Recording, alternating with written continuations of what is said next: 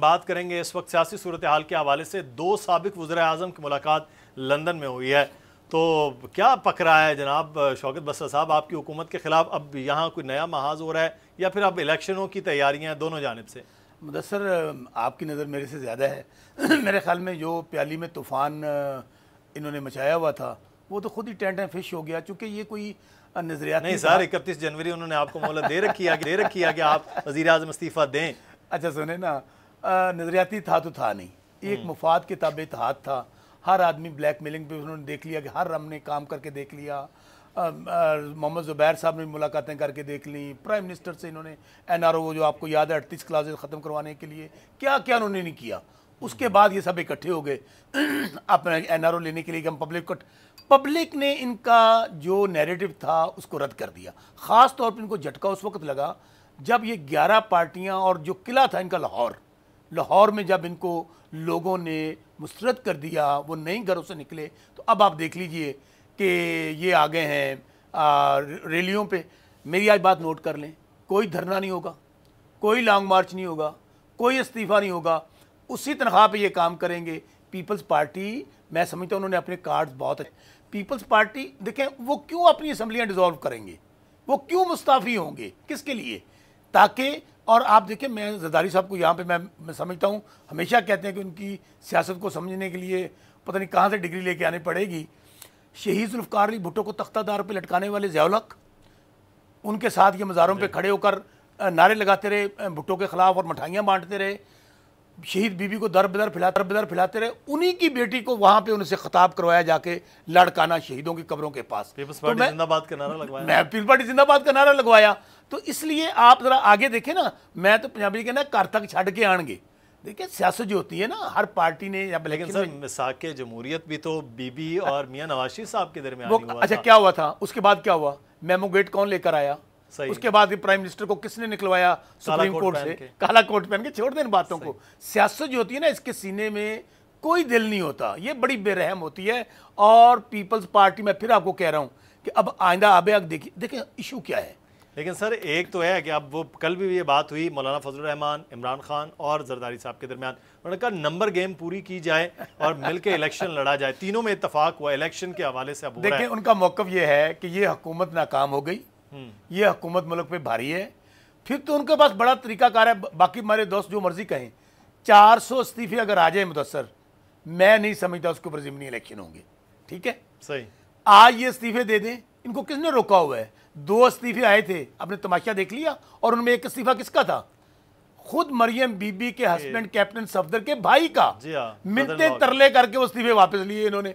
ना इस्तीफे होंगे, ये सेनेट का इलेक्शन भी लड़ने जा रहे हैं, बाई इलेक्शन भी लड़ने जा रहे हैं। और आप देखें ना, अगर ये समझते हैं कि इलेक्शन फेयर एंड फ्री नहीं हुआ था, आगे भी तो बाई इलेक्शन हमारी हुकूमत ने करवाने हैं, तो छोड़ जाएं। तो सर फिर लॉन्ग मार्च की भी तो वो तैयारी कर रहे हैं। पाकिस्तान पार्टी का ये कहता है कि लॉन्ग मार्च करें। सब तो कह रहे केड़ा लॉन्ग मार्च, तो लॉन्ग मार्च टोर के लॉन्ग मार्च क्या करें? वो लॉन्ग मार्च नहीं है, लॉन्ग मार्च है। लॉन्ग मार्च वो जो आपको लॉन्ग कौन सा होता है? दूसरा ये इस्तीफे नहीं तो वो लॉन्ग वो तो नहीं है कि मुसर्रफ नज़ीर कहती लॉन्ग गवाचा, मतलब मैं तो आपको यही कह रहा हूँ। अच्छा। ये इस्तीफे नहीं है, ये लतीफे हैं। और अगली बात देखें, जो गरजते हैं ना वो बरसते नहीं है। आज इनके पास कभी लाहौर के जलसे के अंदर की खबर मैं आपको दे दूं, बिलावल साहब तो जलसे में नहीं जा रहे थे जी। अब आपको पता है इस बात का? जी। सो इनके अंदर इस वक्त सूरत ये चल रही है कि ये सिर्फ मौला जट और नूरीनाथ वाली बढ़ के मारेंगे। चले मैं आपको खबर दे देता हूँ उसमें कि मर्दान के जलसे में बिलावल साहब नहीं गए हैं, और उससे पहले जलसा क्या था 27 का, उसमें मौलाना जलसे में नहीं आए थे। तो अब ये सूरत हाल है कि बहुत सारे इश्यूज़ हैं जो शायद बड़े अब डील कर रहे हैं, जैसे मियां नवाज शरीफ साहब और मौलाना फजलुर रहमान और जरदारी साहब। मैं ये भी बता देता हूँ, मुलाकात हुई। अब जरदारी साहब ने कौन सी ट्रक की बत्ती के पीछे इनको लगाया है वो भी सुन लें। उन्होंने ये कहा है कि अब ऐसे करते हैं, हम इनके खिलाफ ना वोट ऑफ नो कॉन्फिडेंस लेकर आते हैं। आए हम नेशनल असम्बली में लेकर आते हैं, हम पंजाब असम्बली में लेकर आते हैं, हम बलूचिस्तान में लेकर आते हैं। मकसद क्या है कि साढ़े लो ना ही समझो। अगर बात इस बात पे आ गई है कि आपको 6 महीने पहले याद होगा कि क्या बड़कें थी, हम प्राइम मिनिस्टर को घर से निकाल लेंगे, कब्जा कर लेंगे, जनवरी नहीं देखेंगे, दिसंबर।